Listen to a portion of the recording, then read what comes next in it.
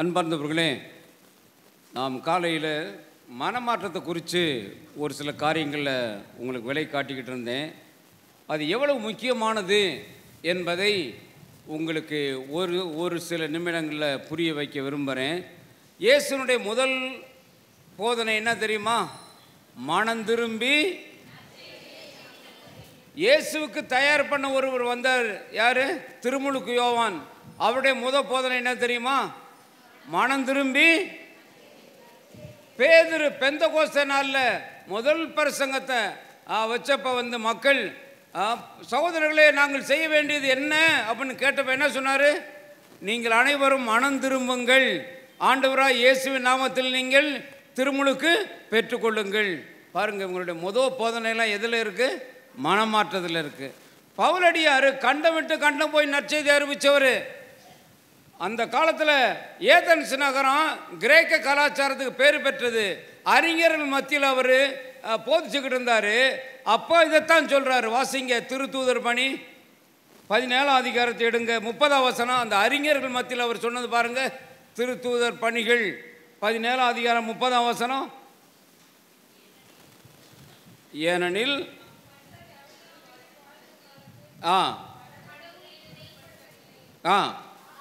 ஆனால் இப்போது எங்கும் உள்ள மக்கள் யாவரும் மனம் மாற வேண்டும். பாருங்க, மனமாற்றம் தான் பாயிண்ட். இந்த உலகத்தில் போதனை மாத்திரமல்ல, இயேசு விண்ணேற்றம் அடைந்து தந்தையின் வலப்பக்கத்தில் இருக்கிறார். அங்கிருந்து அப்போஸ்தலர் யோவானுக்கு அவர் வெளிப்பாடுகள் கொடுத்தாரு. அந்த வெளிப்பாடுகளுடைய தொகுப்பு தான் திருவெளிப்பாடு ஆகமம், கடைசி புஸ்தகம். அதில் 7 சபைகளுக்கு செய்தி அனுப்புகிறாரு. அதில் 5 சபைகளுக்கு எச்சரிக்கிறார். மனம் திரும்புங்க, மனம் திரும்பல நான் இப்படி செய்வேன் அப்படி செய்வேன்னு சொல்லி அவர் சொல்கிறாரு. வாசிங்க, திருவெளிப்பாடு 2:5 படிங்க. ஆகையால் எபேசு சபைக்கு சொல்கிறார். ஆகையால் எந்த நிலையிலிருந்து நீ விழுந்து விட்டாய் என்பதை நினைத்து பார். மனமா பார். எபேசு சபைக்கு சொல்றாரு. 2:16 படிங்க. பெருகமு சபைக்கு சொல்றார். பெருகமு சபைக்கு மனமாறு, இல்லையேல் உன்னிடம் வருவேன், வெளிவரும் வாழ் கொண்டு. அடுத்தபடி 2:22 தியாத்திரா சபைக்கு சொல்ற பாருங்க. 22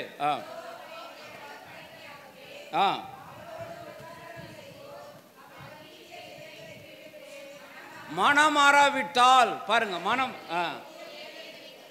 பாருங்க, மனமாற்றத்தை பற்றி தான் சொல்றாரு. இன்னும் கூட 3ஆம் அதிகாரம் 3ஆம் வசனம் சர்தை சபைக்கு.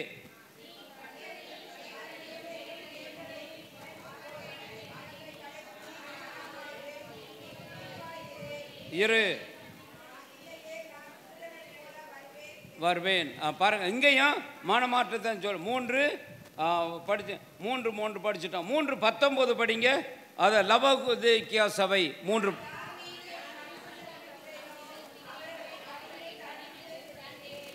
ஆகவே நீ ஆர்வம் கொண்டு. பாருங்க, இயேசு இந்த உலகத்தில் போதிச்சது மனமாற்றம் தான். அவர் விண்ணுக்கு போயும் கூட அங்கேருந்து வெளிப்பாடுகளை கொடுத்தாரு. அங்கேயும் சொல்றாரு மனமாறு. அப்போ மனமாற்றம் என்பது அத்தியாவசியமான காரியம். காலையில் நம்ம பார்த்தோம், இந்த பையன் மனம் திரும்புகிற வரைக்கும் அப்பா அவனுக்கு எந்த ஸ்டெப் எடுக்கலை.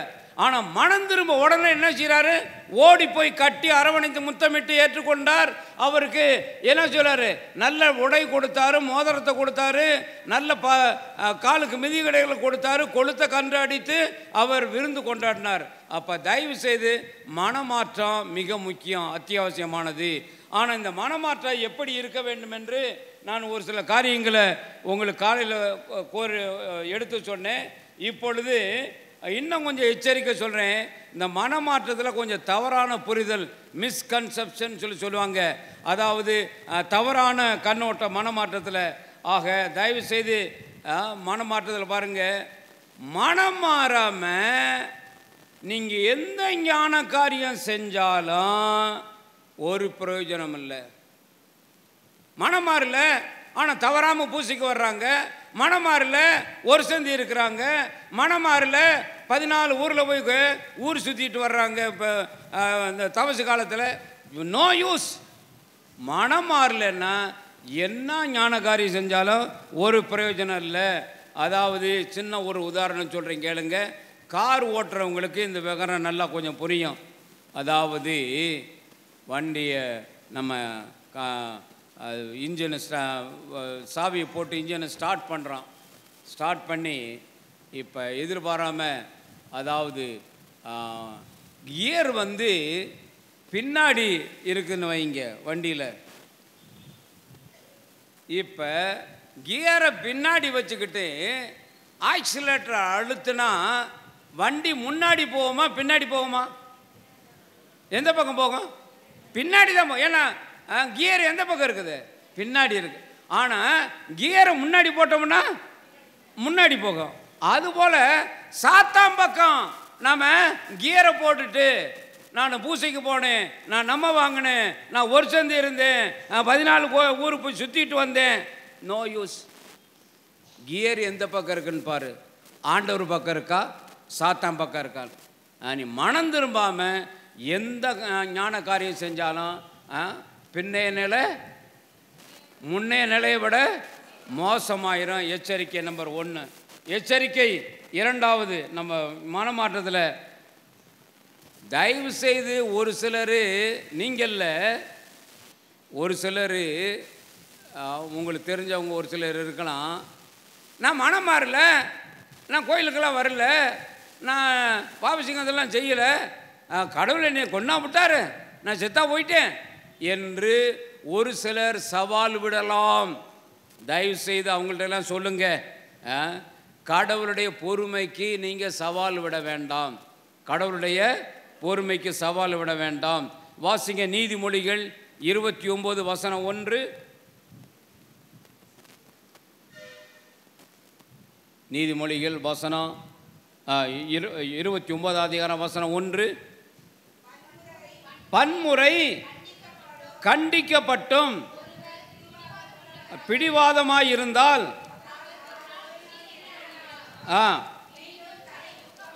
மீண்டும், ஆமாம், ஆண்டவர் அடிச்சார்னு அவ்வளோதான்.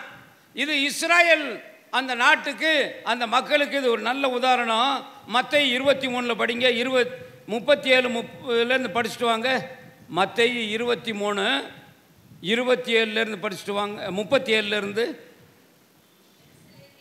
எருசலேமே எருசலேமே நகரே,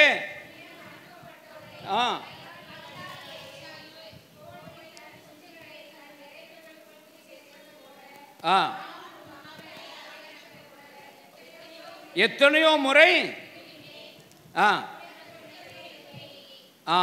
பாருங்க, எத்தனையோ முறை நீங்க மனமாறுங்கன்னு சொன்னேன், ஆனா நீங்க என்ன ஏற்றுக்கல, என் வார்த்தை ஏத்துக்கல, மனமாறல, மாறாக இயேசுவை கொன்னாங்க. என்னாச்சு தெரியுமில்ல? கல்லின் மேல் கல் இராதபடி எருசலேம் ஆலயம் இடிக்கப்பட்டுச்சு, எருசலேம் நகரம் இடிக்கப்பட்டுச்சு 70ஆம் ஆண்டுல.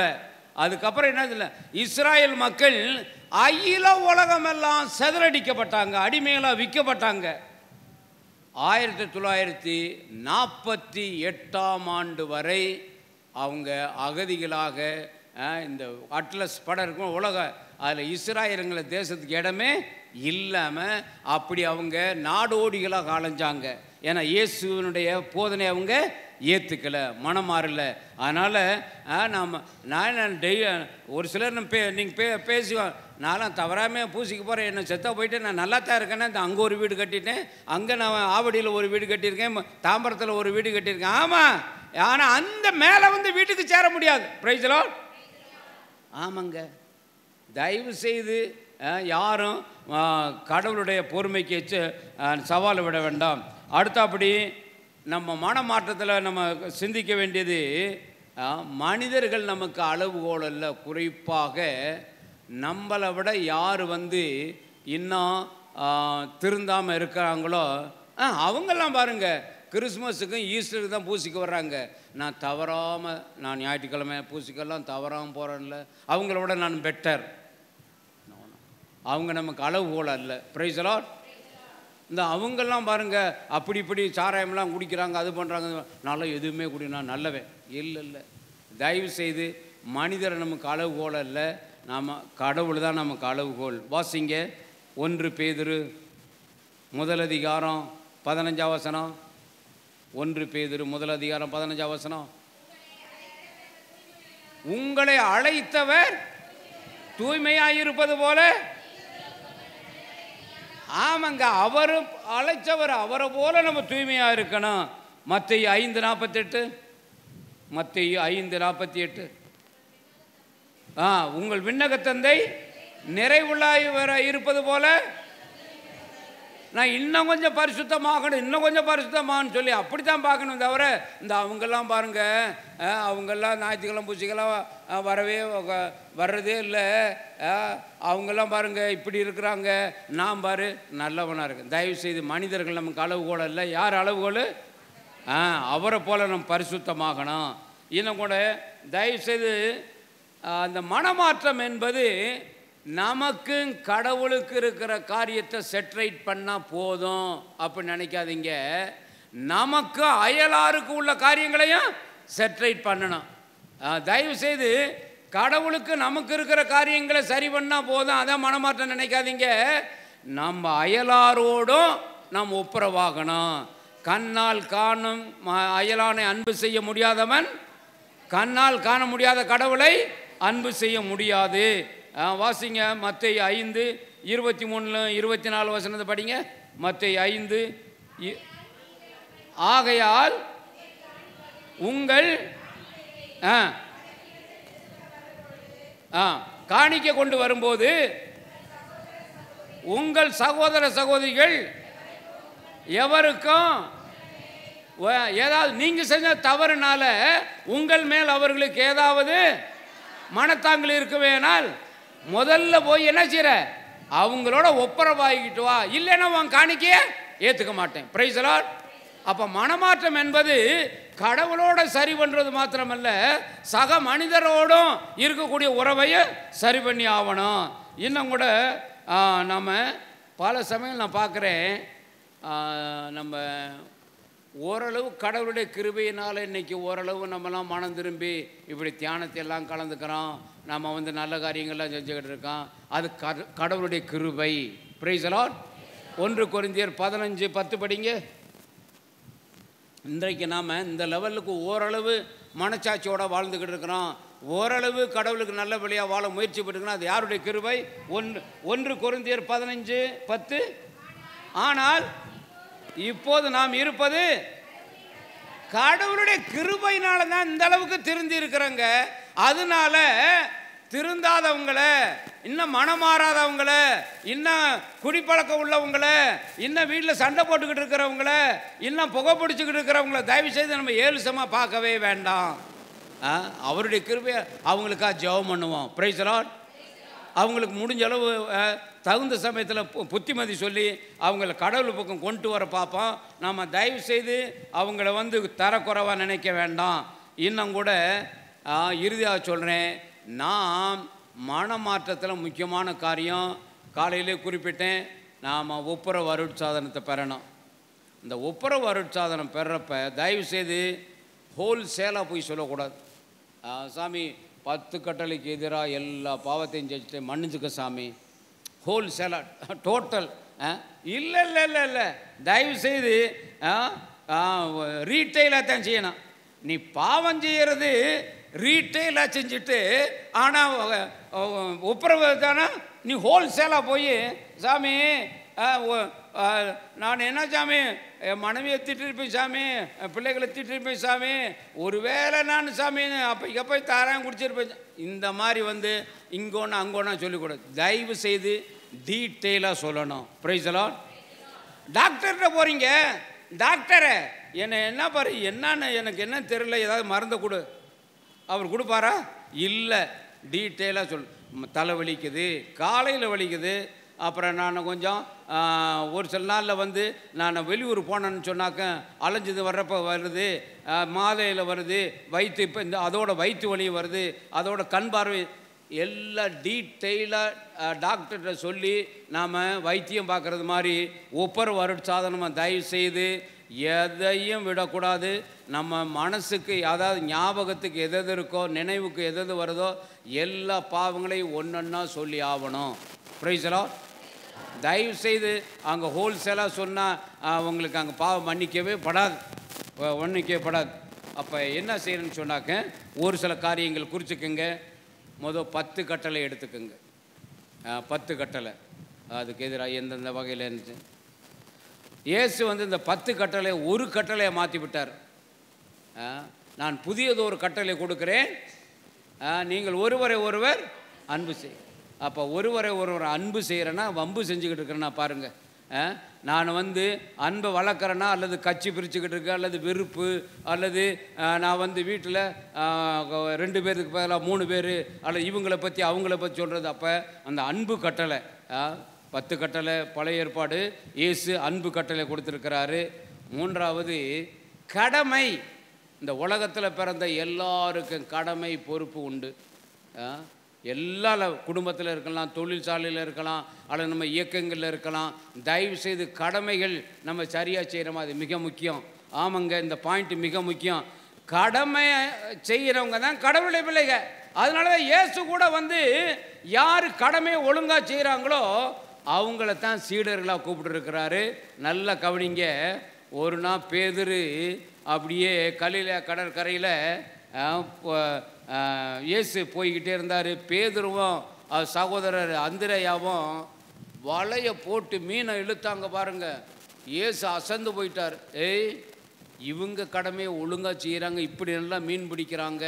அதனால் நீங்கள் மனிதர்களை பிடிப்பவராக இருப்பீர்கள். Praise the Lord. அவங்க வேலையை ஒழுங்காக செஞ்சாங்க. அதனால தான் எனக்கு நீங்கள் பணி செய்யுங்கன்னு சொல்லி கூப்பிட்டாரு. அப்புறம் அப்படியே வந்துக்கிட்டு இருந்தார்.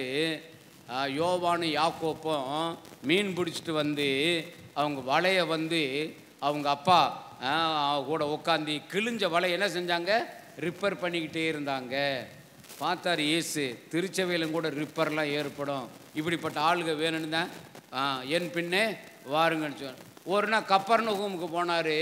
அங்கே சுங்கலாக அந்த அலுவலகத்தில் 10 பேர் உட்காந்து வேலை பார்த்துக்கிட்டு இருந்தாங்க. ஒருத்தர் இயேசு நோட் பண்ணார். அவன் இந்த ரெக்கார்டு நோட்டு குண்டாக எழுதி ரெக்கார்டு கீப்பிங் சூப்பராக இருந்துச்சு. இவன் வேலையை ஒழுங்காக செய்கிறேன், இவனை கூப்பிட்டா எனக்கு மொதல் நற்செய்தி எழுதுவேன். யார் பாருங்க, சுங்கலாகாவில் ரெக்கார்டு கீப்பிங் ஒழுங்காக இருந்ததுனால தான் என் பின்னே வான்னு சொன்னார். அவர் முதல் நற்செய்தி. அப்போ என்ன ஆகுதுன்னு சொன்னால், எனக்கு குடும்பத்தில், என்னுடைய பணித்தளத்தில், என்னுடைய என்ன பொறுப்புகளை எங்கெங்கே ஏற்றுக்கணும், எல்லாம் தன்னுடைய பொறுப்புகள் கடமைகளை ஒழுங்காக செய்யணும். அதை சிந்திச்சு பாருங்கள். அதன் அடிப்படையில் குறைபாடுகளெல்லாம் குறிச்சிக்குங்க. அடுத்து அப்படி உறவுகளின் அடிப்படையில் நம்ம உறவு, எந்த மனிதரும் தனிமையாக அந்த உலகத்தில் எல்லாரும், அதாவது என்னுடைய பெற்றோர்களோடு எப்படி இருக்கிறேன், என்னுடைய சகோதரர்களோடு எப்படி இருக்கிறேன், என்னுடைய சொந்தக்காரங்களோட எப்படி இருக்கிறேன், என்னுடைய உறவு நிலை எல்லாம் சரியாக இருக்குதா, தயவு செய்து உறவை நம்ம அதிகப்படுத்தணும். அடுத்தபடி நம்ம இன்னும் கூட நம்ம பாவங்களை பற்றி ஒரு பெரிய, எனக்கு தெரிஞ்ச வரைக்கும் ஒரு 4 பகுதிகளை, வேத பகுதிகளை சுட்டி காட்டுறேன். அதை படித்தோம்னா ஏகப்பட்ட பாவ நாட்டங்களை பற்றி நீங்கள் புரிஞ்சுக்கலாம்.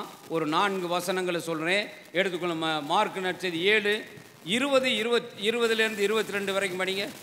மார்க் 7, 20லேருந்து 22 வரைக்கும் படிங்க. மனிதருக்கு உள்ளே இருந்து வருவதே அவர்களை தீட்டுப்படுத்தும்.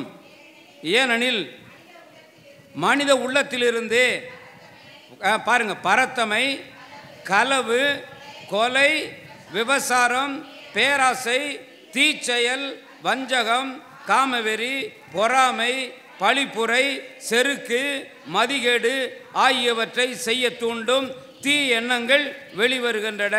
தீயானவாகிய இவை அனைத்தும் உள்ளத்திலிருந்து மனிதரை பாருங்க. இது ஒரு லிஸ்ட்டு.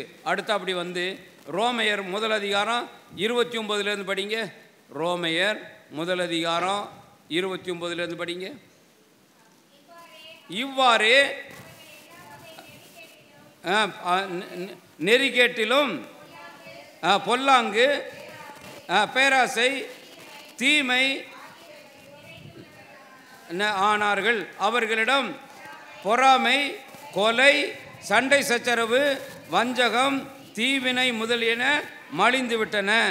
அவர்கள் புறங்கூறுபவர்கள் அவதூறு பேசுபவர்கள் கடவுளை வெறுப்பவர்கள் இழித்துரைப்பவர்கள் செருக்குற்றவர்கள் வீம்பு பாராட்டுகிறவர்கள் தீய வழிகளை கண்டுபிடிப்பவர்கள் பெற்றோருக்கு கீழ்ப்படியாதவர்கள் அவர்கள் மதிகெட்டவர்கள் சொல் தருபவர்கள் பாசமற்றவர்கள் இரக்கமில்லாதவர்கள் இப்படியெல்லாம் நடப்பவர்கள் சாவுக்குரியவர்கள் என்னும் கடவுளின் ஒழுங்கை அறிந்திருந்தும் அவர்கள் இவ்வாறு நடக்கிறார்கள். தாங்கள் நடப்பது மட்டுமல்ல அப்படி நடப்பவர்களையும் பாராட்டுகிறார்கள். இன்னொரு வேத பகுதியை படிங்க. 2 தீமோத்தேயு 3 அதிகாரம் 2 - 5 வரைக்கும். அதாவது 2 தீமோத்தேயு 3 அதிகாரம். இறுதி நாட்களில் கொடிய காலங்கள் வருகின்றன. எல்லாரும் எடுத்துக்கொள்ளுங்கள். 2 தீமோத்தேயு 3 அதிகாரம் 2 - 5 வரைக்கும். தன்னடக்கமற்றோர்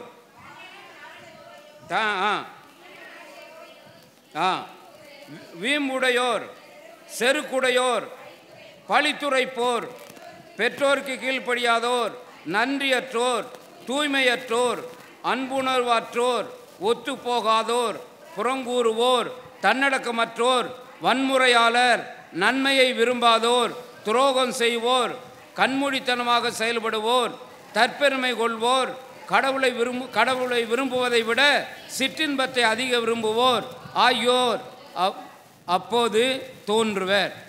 இவர்கள் இறைப்பற்று உடையவர்கள் போல காணப்படுவார்கள். ஆனால்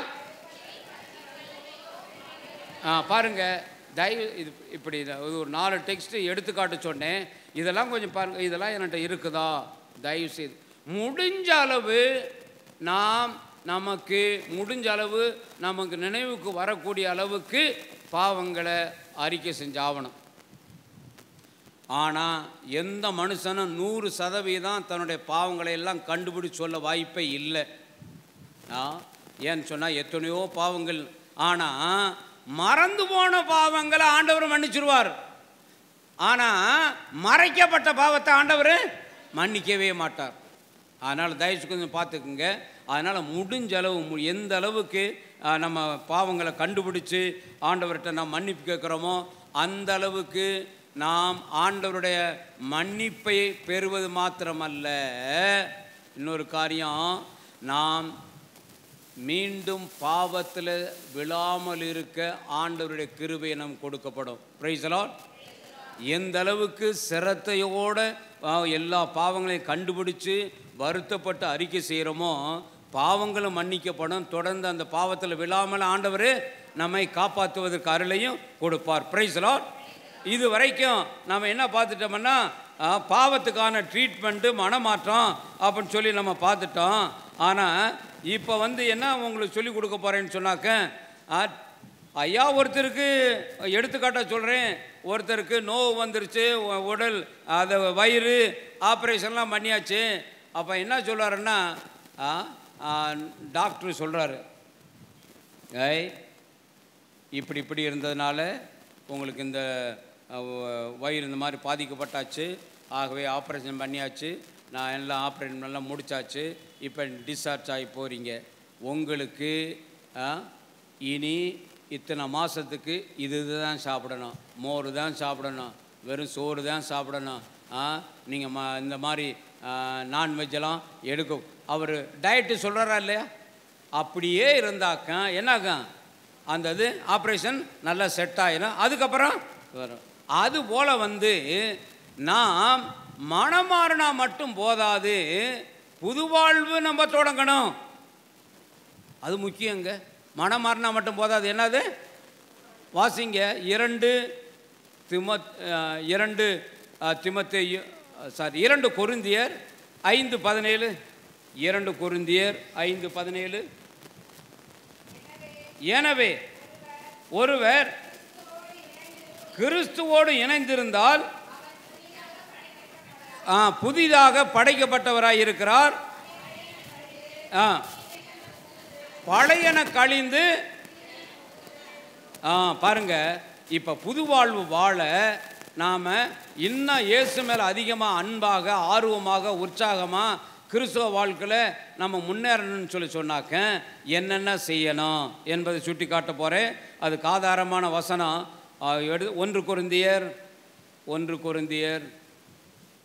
13 அதிகாரம் 10 வசனம்.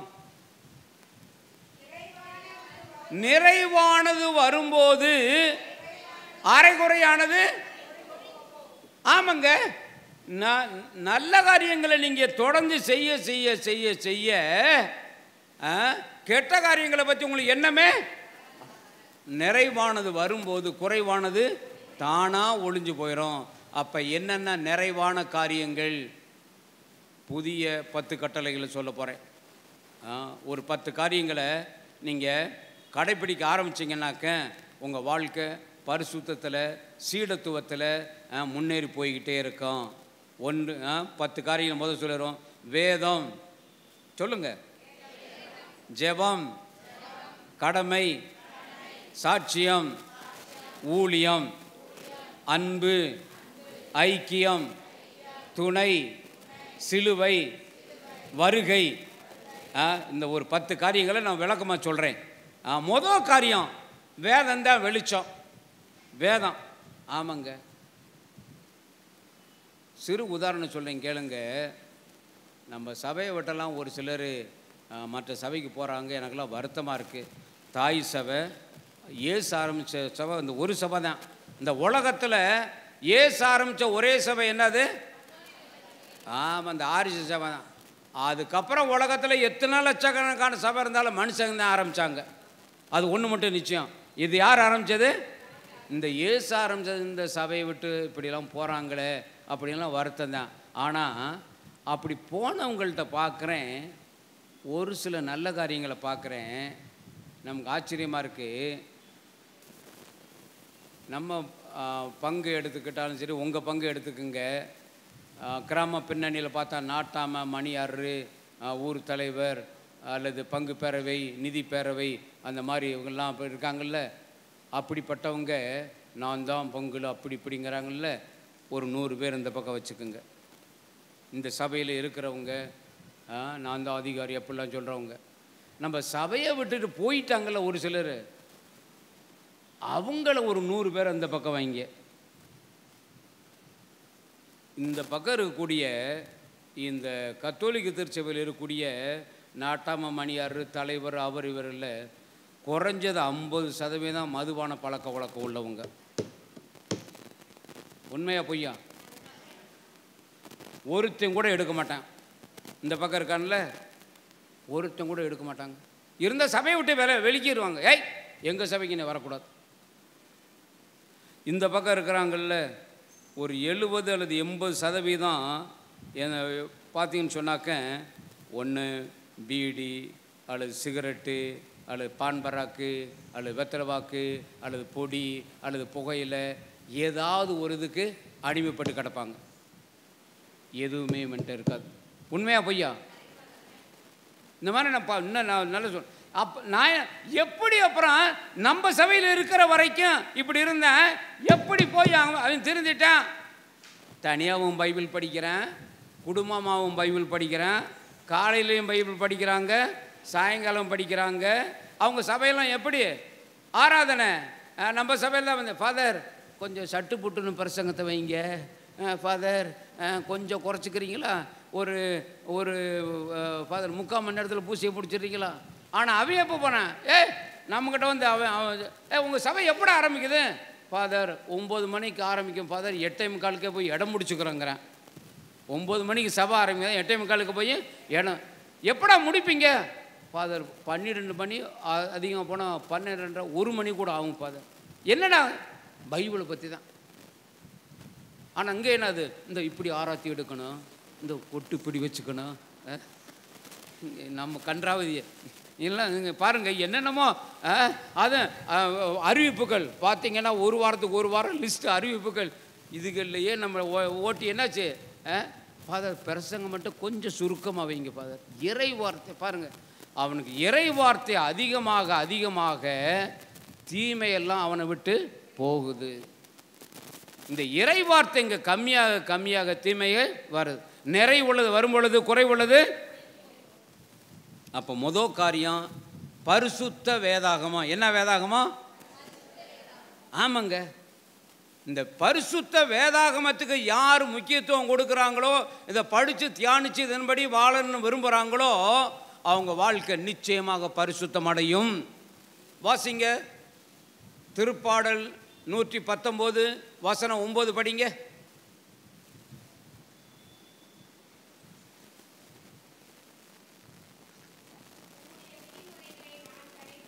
119 வசனம் 9. இளைஞர் தாம் செல்லும் வழியில் மாசற்றவனாய் இருப்பது எவ்வாறு? மாசற்றவனாய் இருப்பது எவ்வாறு? வாசிங்க. உமது வார்த்தையை கடைப்பிடிப்பதால் அன்றோ. ஒரு கேள்வி கேட்டு பதில் சொல்றார். இளமை பருவம் தான் இதை செய்யணும் அதை செய்யணும் அங்கே போகணும் இதை பார்க்கணும் அதை பார்க்கணுங்கிற அந்த அதாவது ரொம்ப என்னது சுய இச்சை இழுத்துக்கிட்டு போகும். அதான் சொல்றாரு, இளைஞன் தான் செல்லும் வழியில் பரிசுத்தமாய் வாழ்வது எவ்வாறு? உமது வார்த்தையை கடைப்பிடிப்பதால் அன்றோ. அதனால தான் தாவீது சொல்றாரு 11ஆம் வசனம் படிங்க அதே பகுதியில், உமக்கு எதிராய் நான் பாவம் செய்யாதவாறு உமது வார்த்தையை பாருங்க. இது எந்த அளவுக்கு படிச்சு டெபாசிட் பண்ணி வைக்கிறோமோ அந்த அளவுக்கு பாவத்துக்கு எதிராக நாம் போராட முடியும். Praise the Lord. இயேசு சொல்றாரு, வாசிங்க யோவான் நற்செய்தி 15ஆம் அதிகாரம் 3ஆம் வசனம் படிங்க. இயேசு இந்த காரியத்தை ஒத்துக்கிறார். யோவான் நற்செய்தி 15ஆம் அதிகாரம் 3ஆம் வசனம் பாருங்க. நான் சொன்ன வார்த்தைகளால் நீங்கள் ஏற்கனவே. அப்ப அந்த வார்த்தை பரிசுத்த வசனம் வர வர வர அசுத்தமெல்லாம் நம்ம விட்டு போயிடும். அதனால தயவு செய்து இந்த ஆண்டவருடைய வார்த்தை கொஞ்சம் நேரம் ஒதுக்குங்க. ஆண்டவருடைய வார்த்தை வேதம் இருக்கிற இடத்துல சேதம் இருக்காது. வேதம்தான் வெளிச்சம், வேதம்தான் வெற்றி. அதனால தான் 150 திருப்பாடல் எழுதின தாவீது முதல் பகுதியில் அவர் சொல்றாரு, தீயோரின் அறிவுரைப்படி நடவாதவன், பாவிகளின் வழியில் செல்லாதவன், பழிகார கூட்டத்தில் அமராதவன், பேறு பெற்றவன். அவன் என்ன செய்யறான்? அவன் வார்த்தையில் ஆர்வம் கொண்டு இரவும் பகலும் படித்து ஆண்டவருடைய வார்த்தை படிக்கிறவன் அவன் நீரோடை ஓர நடப்பட்ட மரம் போல் இருப்பான். அவன் செய்வது அனைத்திலும் பாருங்க. 150 பாடல் எழுதினவரும் முதல் பாடலும் அப்போ இறை வார்த்தைக்கு எவ்வளோ முக்கியத்துவம் பாருங்க. அன்னை மரியாள் அதான் சொன்னாங்க, இதோ ஆண்டவருடைய அடிமை. யோசுவா பொறுப்பெடுக்க பயந்தார். ஐயோயோ மோசே இந்த பாடு பண்ணாங்க இந்த இஸ்ராயல் மக்கள், வணங்க கழுத்து உள்ளவங்க, என் கதை என்ன ஆகுமோங்கிறப்ப ஆண்டவர் சொன்னார், கவலைப்படாத யோசுவா. யோசுவா 1:8 படிங்க. யோசுவா 1:8. இந்த திருச்சட்ட நூலை முன்னின்று அகற்றாதே, இரவும் பகலும் இதை தியானம் செய்து இதில் எழுதியுள்ள அனைத்தையும் கடைபிடிப்பதில் கவனமாயிரு. அப்பொழுதுதான் நீ செல்லும் இடமெல்லாம் நலம் பெறுவாய், செய்யும் காரியங்களிலெல்லாம் வெற்றி அடைவாய். பாருங்க, ஆம், மோசே விடுதலை பயணத்தை ஆரம்பிச்சாரு, ஆனால் முடிக்க முடியல. ஆனால் அது முடிச்சு வச்சது யாரு? யோசுவா. அவர் தான் கானான் தேசத்தை வென்றாரு, 12 கோத்திரத்துக்கு பங்கு போட்டு கொடுத்தார். அப்ப இறை வார்த்தை வந்தா எல்லாம் நலமாகும். Praise the Lord. அதனால தயவு செய்து நம்முடைய கத்தோலிக்க சபையில் இதுக்கு கொடுக்க வேண்டிய அழுத்தம் இன்னும் கொடுக்கப்படவில்லை. ஆனால் நம்ம தான் எழுதணும். 15 நூற்றாண்டு வரை நம்ம தான் காப்பாற்றி வச்சோம். 15ஆம் நூற்றாண்டில் லூத்தர் வெளியில் போனார், மார்ட்டின் லூத்தர் வெளியில் போனார்ல, பார்த்தாரு, இவங்க இறை வார்த்தைக்கு முக்கியத்துவம் கொடுக்கல அப்படின்னு சொல்லிட்டு நம்ம சொத்து நம்ம எழுதி காப்பாற்றி வச்சதை இப்போ அவங்க எடுத்துக்கிட்டு என்ன செய்கிறாங்க?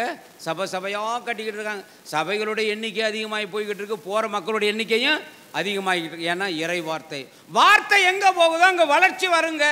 திருத்தூதர் பணி 20:32 படிங்க. வார்த்தை எங்கே போகுதோ அங்கே வளர்ச்சி உண்டு. திருத்தூதர் பணிகள் 20 அதிகாரம் 32 வசனம். இப்போது ஒப்படைக்கிறேன், அவருடைய அருள் வார்த்தைக்கும் கட்டுப்படுவீர்களாக. அவ்வார்த்தை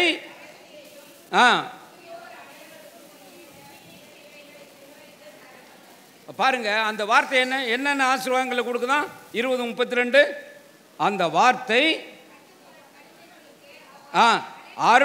ஒப்படைக்கிறேன், அந்த அருள்வாக்கு வளர்ச்சியையும், இந்த உலகத்தில் உனக்கு என்னென்ன வளர்ச்சி வேணுமோ அந்த வளர்ச்சியையும், தூயோர் அனைவருக்கும் உரிய உரிமை பேற்றையும். ஆமாங்க, இந்த வார்த்தை தயவு செய்து ஒவ்வொரு நாள் நேரம் ஒதுக்குங்க.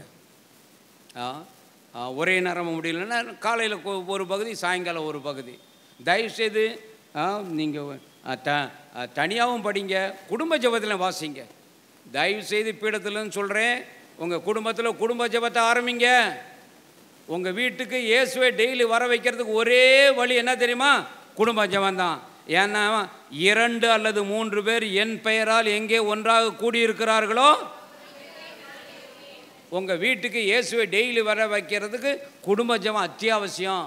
குடும்ப ஜெபம் இல்லைன்னா மேப்படியாக தான் வருவேன். யார்? சாத்தான் தான் இருப்பேன். ஆமாம், அவரை வர. அதனால் தயவுசெய்து தனியாகவும் பைபிள் படிங்க, குடும்ப ஜெபத்திலையும் படிங்க. நிச்சயமாக இந்த வார்த்தை உங்களை வாழ வைக்கும், உங்களை எல்லா வெற்றியும் கொடுத்து உங்களை வழி நடத்தும். மொதல் காரியம் தயவுசெய்து மிக முக்கியம். இரண்டாவது ஜெபம். இரண்டாவது என்னது? ஜெபம். ஜெபம் என்பது என்ன? கடவுளுக்கும் மனிதருக்கும் உள்ள உரையாடல். ஆமாங்க, நீங்கள் பைபிள் படிக்கிறப்ப அவர் உங்களோட பேசுகிறார். ஆமாங்க, நீங்கள் அந்த பைபிளை வாசனத்தை கேட்டுட்டு எப்படியெல்லாம் ஜெபிக்கலாம் தெரியுமா? நன்றி சொல்லி ஜெபிக்கலாம். குறிச்சுக்கோங்க, நன்றி சொல்லி ஜெபிக்கலாம். அதுக்கடுத்து அப்படி பாவங்களுக்காக மன்னிப்பு கேட்டு ஜெபிக்கலாம். அதுக்கு முன்னாடி எழுதிருங்க, துதித்து ஜெபிக்கலாம். இதுக்கு முன்னாடி முதல் துதித்து ஜெபிக்கலாம், ஆராதித்து ஜெபிக்கலாம். ரெண்டாவது, மூணாவதாக நாம் நன்றி சொல்லி ஜெபிக்கலாம். நான்காவது, நம் பாவங்களுக்காக மன்னிப்பு கேட்டு ஜெபிக்கலாம். ஐந்தாவது, நம்முடைய தேவைகளுக்காக மன்றாடி ஜெபிக்கலாம். ஆறாவது, மற்றவங்களுடைய தேவைகளுக்காக பரிந்து பேசி ஜெபிக்கலாம். 6 வகையில் ஜெபிக்கலாம். துதி, ஆராதனை, நன்றி, பாவ மன்னிப்பு, மன்றாட்டு, பரிந்துரை ஜெபம். இதை வார்த்தைகள் மூலமாகவும் ஜெபிக்கலாம், பாடல் மூலமாகவும் ஜெபிக்கலாம். Praise the Lord.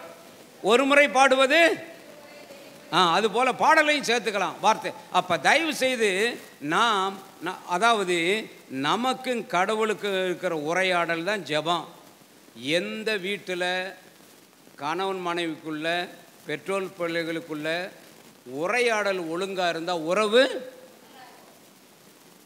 ஆமாங்க, உரையாடலில் அங்கே ஏதாச்சும் ஹிச்சு, அதை பிரச்சனை வர வர வர உறவு. அதனால் தயவு செய்து நாம் துதித்து ஜெயிப்போம், ஆராதித்து ஜெயிப்போம், நன்றி சொல்லி ஜெயிப்போம், பாவங்களுக்காக மன்னிப்பு கேட்டு ஜெயிப்போம், நம்முடைய தேவைகளுக்காக மன்றாடி ஜெயிப்போம், மற்றவங்களுடைய தேவைகளுக்காக பரிந்து பேசி ஜெயிப்போம். ஏன்னா மற்றவங்க ஆமாம் ஊராம்பில்லை ஊட்டி வளர்த்தா ஓம்பில்லை. தயவு செய்து மற்றவங்களுக்காக ஜெயிப்போம். யோபு தன்னுடைய நண்பர்களுக்காக ஜெபித்த பொழுது என்னாச்சு? இவருடைய எல்லா வேதனையும் தீர்ந்து இரட்டிப்பாக அவர் ஆசீர்வதிக்கப்பட்டார். அதனால் தயவு செய்து வேத வார்த்தையை கேட்டப்பட்டும் போதாது, நாம் என்ன செய்யணும்? ஜெபிக்கணும். ஜெபிக்க ஜெபிக்க நமக்கு அவருக்கு இருக்கிற உறவு பலப்படும். மூன்றாவது கடமை. ஏற்கனவே நான் சொல்லிட்டேன்ல, கடமை செய்கிறவங்க தான் கடவுளுடைய பிள்ளைங்க. அதனால் ஒவ்வொருவருக்கும் எந்தெந்த சூழ்நிலை கடமைகள் பொறுப்புகள் இருக்குதோ முடிந்த அளவு அதெல்லாம் இன்னும் கொஞ்சம் நல்லா, இன்னும் கொஞ்சம் சிறப்பாக செய்யணுங்கிற முறையில் நாம் செய்வோம். நான்காவது சாட்சியம். என்னது? சாட்சியம். சாட்சியம். உங்கள்கிட்ட இப்போ உதாரணம், ஒருவர் இன்னொருத்தர் பணம் ஒரு 10,000 ரூபா கடன் கேட்குறாருன்னு வைங்க. உடனே என்ன செய்கிறாங்க? யாராவது சாட்சி இருக்காங்களா? ஏன்னா இல்லைன்னா பணம் வராமல் போயிருமே. அதனால் என்ன செய்கிறாங்க, அந்த சாட்சி என்ன சொல்ற, நீங்கள் பணம் கொடுங்க, அந்த பணம் வரல, இவர் நல்லவர் கொடுக்கலாம், அப்படி பணம் இல்லைன்னு வரலன்னா நான் பொறுப்பு. Praise the Lord. பாருங்கள், அதாங்க சாட்சி. இயேசுவை நீங்கள் நம்பலாங்க, அதுக்கு நான் பொறுப்பு. Praise the Lord. இதான் சாட்சி. சாட்சி இன்னும் வந்து பாருங்கள், இதை விட கோர்ட்டில் சாட்சி, ஒரு கேஸு ஜெயிக்கிறதோ தோக்குறதோ யார் கையில் இருக்குது? சாட்சி. சாட்சி ஒழுங்காக சொல்லிட்டாங்கன்னா அந்த கேஸு ஜெயிச்சிடும். ஒருவேளை அந்த ஏற்கனவே இவர் சொல்லியிருக்காருல்ல, அது அந்த ஸ்டேட்மெண்ட்டுக்கு மாறாக இவர் சாட்சி சொல்லிட்டா என்னது? அப்போ சாட்சி மிக முக்கியமானது. அப்போ அதாவது இயேசுவுக்கு நம்மெல்லாம் வந்து சாட்சி சொல்கிறோம். அந்த உலகத்தில் நம்முடைய வாழ்க்கை முறையில் நம்முடைய வார்த்தைகள் என்ன செய்கிறோம்? ஆமாங்க, நம்மளை பார்க்குறவங்க ஆமாங்க, இவங்க நம்பிக்கைக்குரியவங்க, இவங்க பொய் சொல்ல மாட்டாங்க, இவங்க ரொம்ப பொறுப்புணர்ச்சி உள்ளவங்க, இவங்க டைம் அதாவது சொன்ன நேரத்துக்கு வந்துடுவாங்க, இவங்களை மதிக்கலாங்க, இவங்களை நம்பி இந்த காரியத்தை ஒப்படைக்கலாங்கன்னு நம்ம பேர் வாங்கிட்டோம்னா அதான் உலகுக்கு ஒளியாயிரு, உலகுக்கு உப்பாயிருன்னு சொன்னார். இந்த சாட்சி மிக முக்கியம். அப்போ இயேசு கிறிஸ்து இந்த உலகத்தில் ஜெயிக்கிறதோ தோக்கிறதோ யார் கையில் இருக்கு? ஆரோக்கியசாமி சாராயம் குடிக்கிறேன், ஆறுமுகமும் சாராயம் குடிக்கிறேன், என்ன வித்தியாசம்? இது பாருங்க, மாரியாயும் புரணி பேசிக்கிட்டு இருக்காங்க, மரியம்மாவும் புரணி பேசி, என்ன வித்தியாசம்? தயவு செய்து நம்மளாம் தேர்ந்தெடுக்கப்பட்டவர்கள், அந்தகார இருளிலிருந்து ஆச்சரிய ஒளிக்கு அழைக்கப்பட்டவங்க. தயவு செய்து நம்ம வித்தியாசப்படுத்தி காட்டினா தான் சாட்சியமாக இருக்குது. ஏன் நான் இயேசு பிள்ளை, நான் இப்படித்தான் இருப்பேன், இதைத்தான் செய்வேன் அப்படின்னு சொல்லிட்டு நம்ம இயேசுவுக்கு சாட்சி சொல்லக்கூடியவங்களாக இருப்போம். ஒரு சில உதாரணங்கள் சொல்ல விரும்புகிறேன். நமக்கெல்லாம் சந்தோஷம். நம்ம ஒரு சகாயம்னு ஒரு கலெக்டர் இருந்தார். ஒரு 10 வருஷத்துக்கு முன்னாடி சகாயம்னு ஒரு கலெக்டர் இருந்தார்ல, அவரை பற்றி பார்த்தீங்கன்னா ஏன்னா ரொம்ப சந்தோஷம். அவரை பற்றியெல்லாம் ஒரு கத்தோலிக்கர் இந்த அளவுக்கு இருக்கிறாருன்னு சொன்னாங்க. பார்த்தேன் ஏறக்குறை டெய்லி அவரை பற்றி பேப்பரில் வந்துக்கிட்டே இருந்துச்சு அந்த காலத்தில். ஒரு கத்தோலிக்கர். அதே போல் வந்து இந்த பக்கத்தில் ஒருத்தர் நம்ம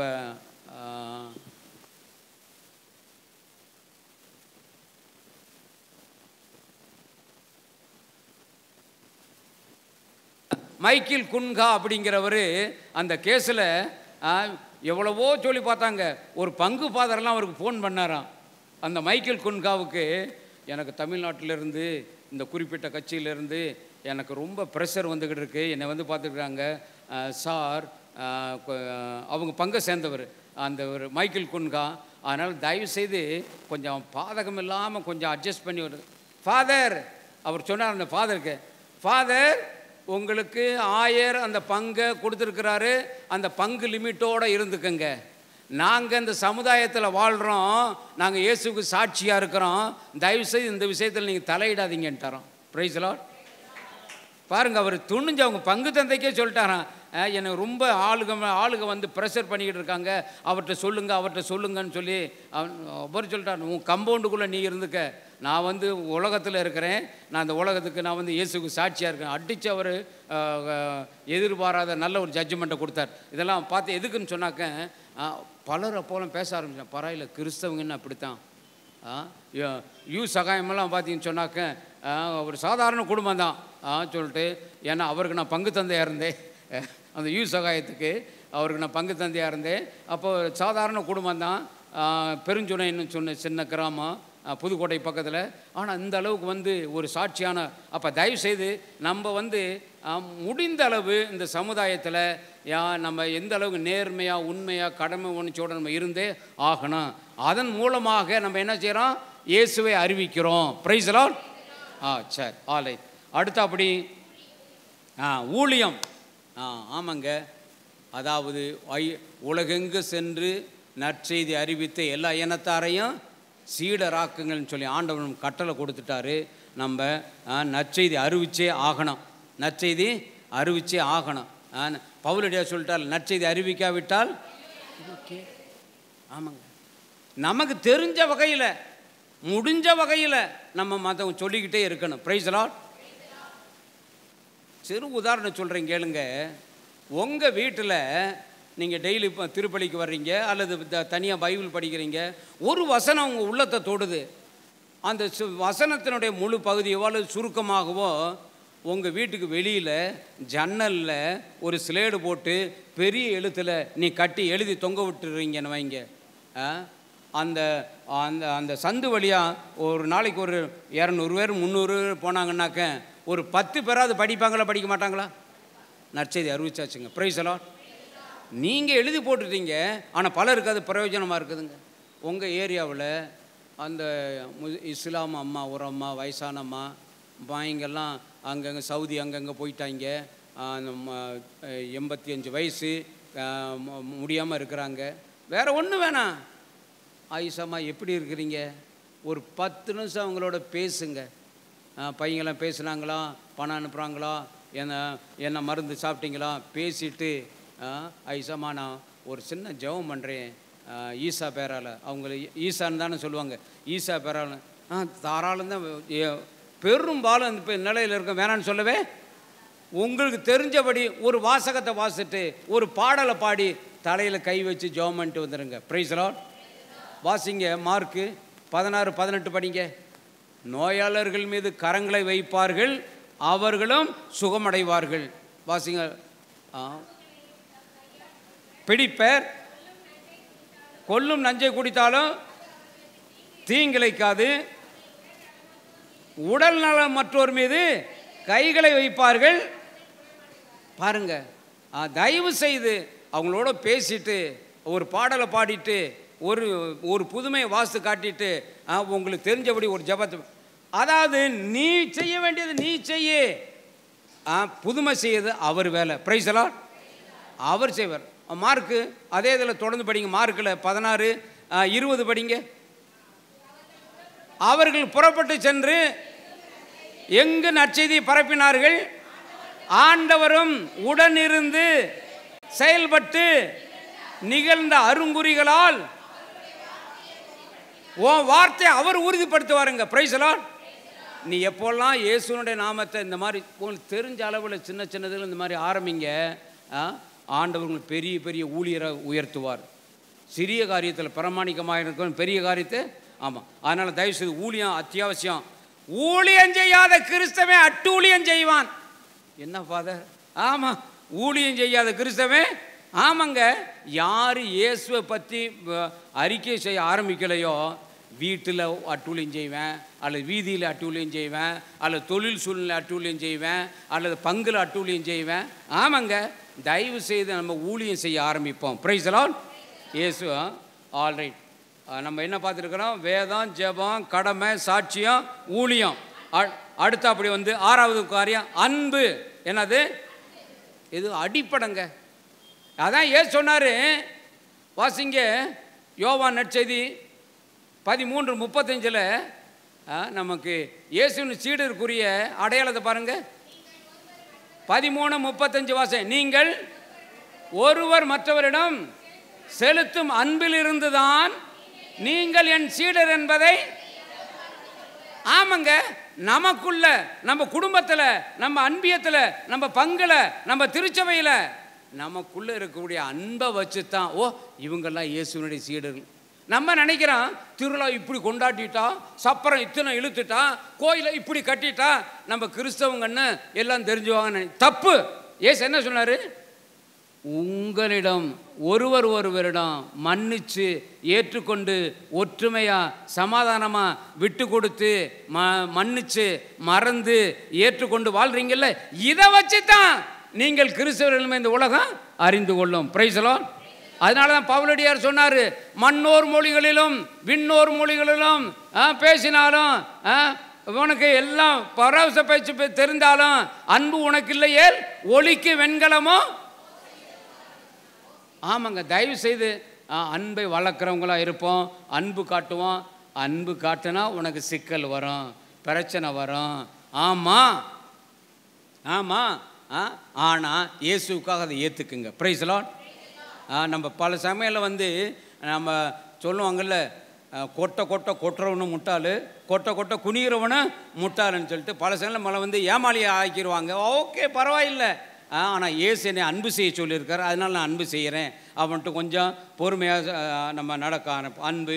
அடுத்து அப்படி ஐக்கியம், அதான் உறவு. எங்கேயும் நம்ம உறவை வளர்க்குறவங்களாக இருக்கணும்.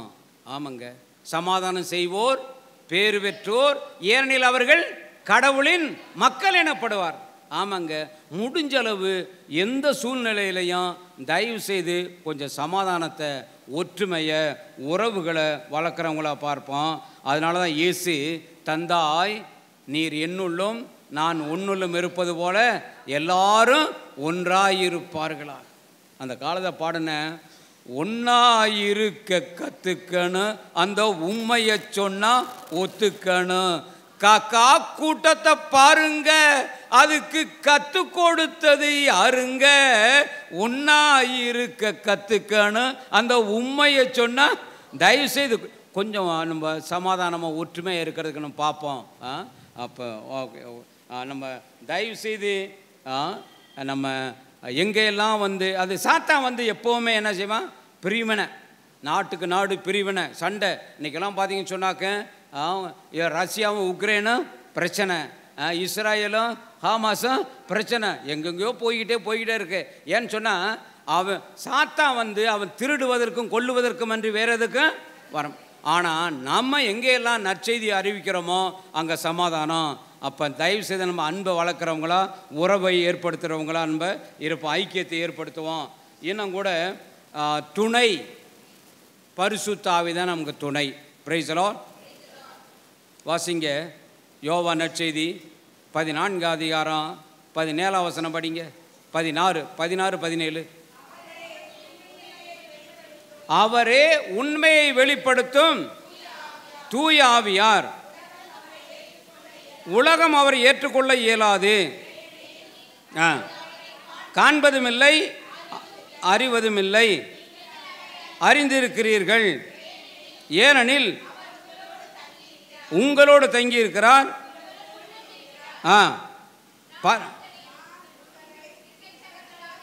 பாருங்க, அதான் இதில் 16லேயே அதுக்கு பாயிண்ட் இருக்கு பாருங்க. 16லேயே உங்களோடு என்றும் இருக்கும்படி மற்றொரு துணையாளரை, சீடர்களே உங்களை நான் அழைச்சேன், நான் உங்களுக்கு இப்போ இந்த 3 வருஷமாக துணையாக இருந்தேன், இப்போ எனக்கு ட்ரைனிங் எல்லாம் முடிச்சுட்டேன், நான் பாடுபட்டு மறித்து விண்ணகம் செல்ல போகிறேன், ஆனால் உங்களை அன்போன்னு விட்டுட்டு போக மாட்டேன். உங்களுக்கு ஒரு மற்றொரு துணையாளரை. யார் இந்த மற்றொரு துணையாளர்? தூய ஆவியானவர் தாங்க நமக்கு துணையாளர். ஆனால் நம்ம என்ன சபையில் என்ன இல்லை, அந்தோனியாரே துணை, சந்தியாபரை துணை, சபரியாரே துணை, நம்மளா பல துணைகளை ஏற்படுத்திக்கிட்டாங்க. ஆனால் ஏற்படுத்துறது மாத்திரமல்ல, தூயாவியா கிலோ என்ன விலை, லிட்டர் என்ன விலை ஃபாதர்? ஆமாங்க, தூயாவியானவரை பற்றி ஒன்றும் தெரியாது. ஆனால் அவரை தான் நமக்கு என்ன துணையாளராக விட்டுட்டு போனார். நம்ம அதனால் தயவு செய்து நம்ம புனிதர்கள்லாம் நல்லவங்க தான், நான் இன்னும் குறையா சொல்லலை. ஏன்னா அவங்களாம் வேணும். இயேசுவை ஏற்றுக்கிட்டவங்க, இயேசுவுக்காக உழைச்சவங்க, பல ஆத்துமக்களை திருச்சுவை கொண்டு வந்தவங்க, நல்லா இயேசுவுக்காக சாட்சியாக வாழ்ந்தவங்க, ஒரு சில வேத சாட்சியெல்லாம் மறைச்சிருக்கிறாங்க, நல்லவங்க தான். ஆனால் அவங்க மாடல், அவங்களாம் நமக்கு யார்? ஆமாங்க, அவங்கெல்லாம் நல்ல மாடல், அவ்வளவுதான். ஆனால் துணையாளர் யார்? இன்னைக்கு தயவு செய்து தூய ஆவியின் துணையை தான் நமக்கு அத்தியாவசியமாக இருக்குது. நாம் சபையில் தூய ஆவியானவரை மறந்துட்டோம். இது நேற்று இன்னைக்கு வந்த தவறு இல்லை, ஆதி சபையிலேருந்து தவறு வந்துருச்சு. திருத்தூதர் பணி 19ஆம் அதிகாரத்தை எடுங்க, 1லேருந்து படிச்சுட்டு வாங்க. அப்பல்லோ கொரிந்தில் இருந்தபோது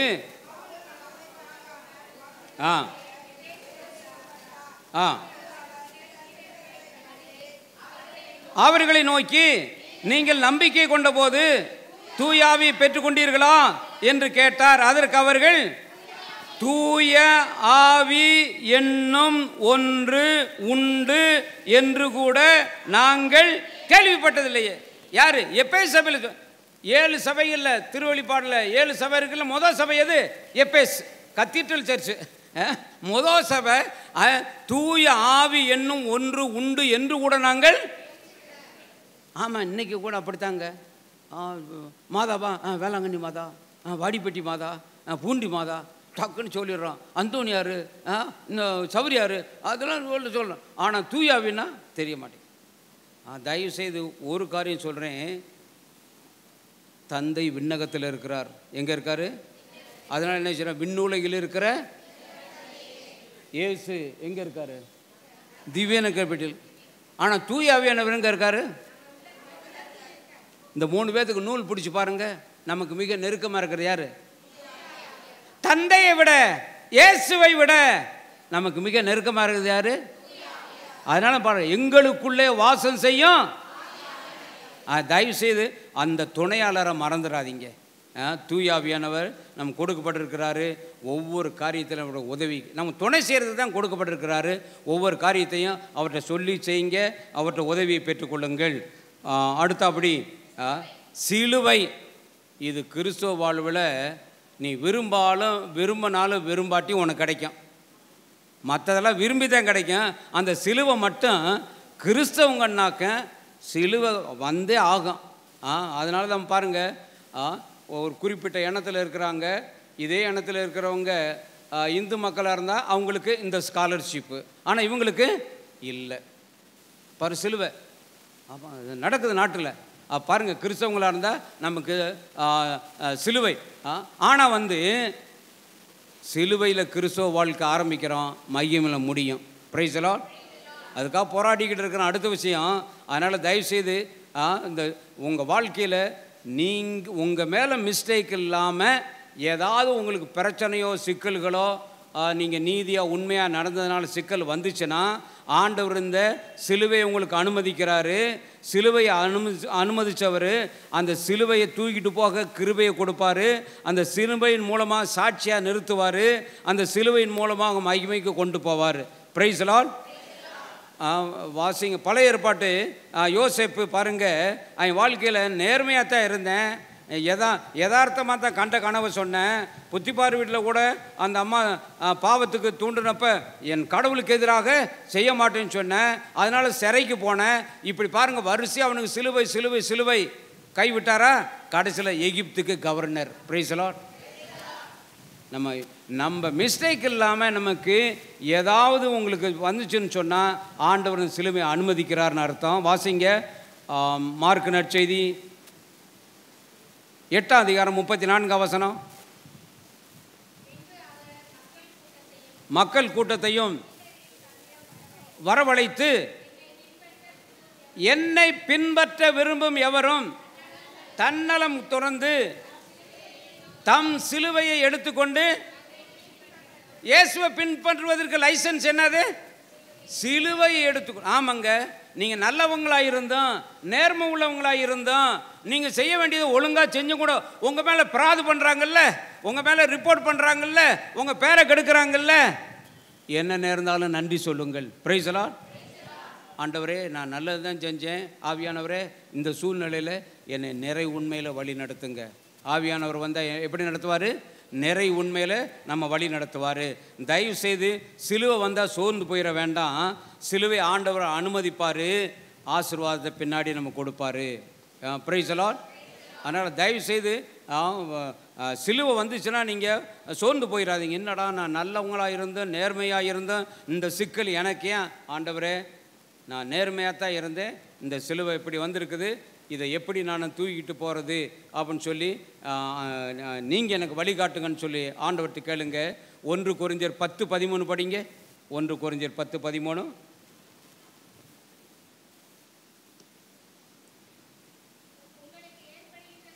உங்களுக்கு ஏற்படுகின்ற இந்த சிலுவை சோதனை பொதுவாக எல்லா மனிதருக்கு ஏற்படுகின்ற சோதனையே அல்லாமல் வேறொன்றுமில்லை. அவரோ நம்பிக்கைக்குரியவர், உங்களுடைய வலிமைக்கு மேல் உங்களை சோதனைக்கு உள்ளாக விடமாட்டார், வரும்போது அதை தாங்கும் வலிமையை கொடுப்பார், தப்பி செல்ல. ஆமாங்க, அப்படி சிலுவை வந்துச்சுன்னா அவர்கிட்ட தான் கேட்கணும். ஆண்டவரே, இதை தூக்கிட்டு போகணும், தைரியத்தை கொடுங்க, தப்பிச்செல்ல வழிகாட்டுங்க அப்படின்னு சொல்லி அவர்கிட்ட நம்ம கேட்போம். இறுதியாக 2ஆம் வருகை. என்னது? இதாங்க நமக்கு கடைசி பாயிண்ட்டு. என்றைக்குன்னு தெரியாது. இன்றைக்கி நைட்டு கூட வந்துடலாம், அல்லது 1,00,000 வருஷத்துக்கு அப்புறம் கூட வரலாம். ஆனால் சொல்லிட்டார், நான் வருவேன்னு சொல்லிட்டார். என்ன பாயிண்ட்டுன்னு சொன்னால், அவர் வந்துட்டார்னா அதோட சாப்டர் க்ளோஸ். அங்கே நீதி தீர்ப்புக்கு நிற்கணும். ஆமாங்க, என்னைக்கு அவர் வர்றாரோ அதுக்கப்புறம் நான் பாவசிங்கம் செய்ய போகிறேங்க அதெல்லாம் கிடையாது. அதுக்கப்புறம் மன்றாடுறேன் அதெல்லாம் கிடையாது. அதோட முடியுது. அப்போ எப்பொழுதும் நம்ம ஆன்மா அக்கௌண்ட்டு சரியாக வச்சுக்கணும். பிரைஸ் எல்லாம் என்ன தெரியாது. உலகம் நடக்கிற விஷயங்கள்லாம் பார்த்தா சீக்கிரம் வந்துடுவார்னு பலர் சொல்கிறாங்க. அவர் 2வது மிக பக்கத்தில் இருக்குன்னு சொல்கிறாங்க. தயவுசெய்து எப்பொழுதும் நம்ம ரெடியாக இருப்போம். மடியில் பணம் இல்லை, வழியில் பயம் இல்லை அப்படின்னு சொல்லிட்டு தயவுசெய்து நாம் அந்த மாதிரி வாழ ஆரம்பிப்போம். ஆண்டவர் நம்மை கைவிட மாட்டார். பிரைஸ் எல்லாம்